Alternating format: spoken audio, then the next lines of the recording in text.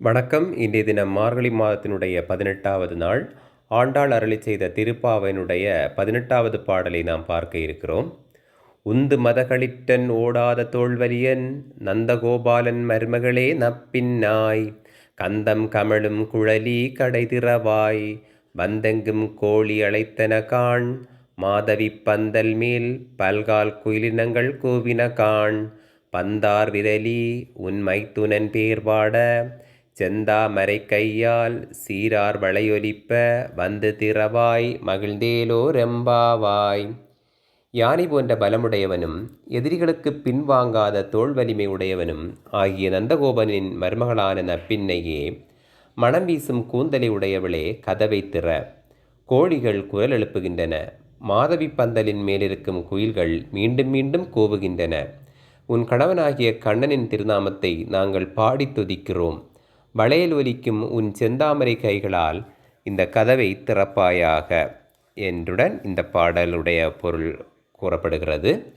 அடுத்ததாக இன்றைய தினத்திற்கான திருவம்பாவை பாடல்.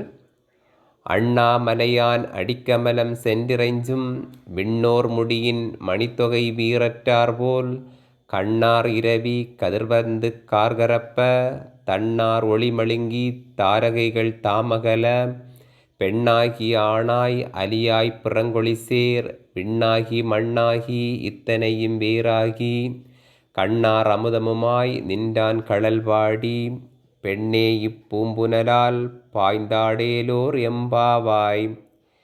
இப்பாடலின் விளக்கமாவது: பெண்ணே, திருவண்ணாமலையில் உறைபவனாகிய எம்பெருமானது திருவடி தாமரைகளை வணங்குகின்ற தேவர்களுடைய மணிமகுடங்களில் பதித்திருந்த இரத்தினங்களின் ஒளி மங்கிவிடுகின்றன.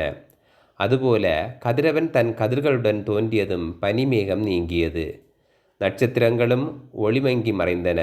எனவே பெண்ணாகியும் ஆணாகியும் அலியாகியும் விண்ணாகியும் மண்ணாகியும் இத்தனைக்கும் வேறுபட்டும் கண்ணால் பருகப்படும் அமுதமாகவும் இருக்கும் எம்பெருமானின் திருவடிகளை பாடி இந்த புது நீரில் நீராடுவோம். இத்துடன் இன்றைய தினத்திற்கான திருப்பாவை திருவம்பாவை நிறைவடைந்தது.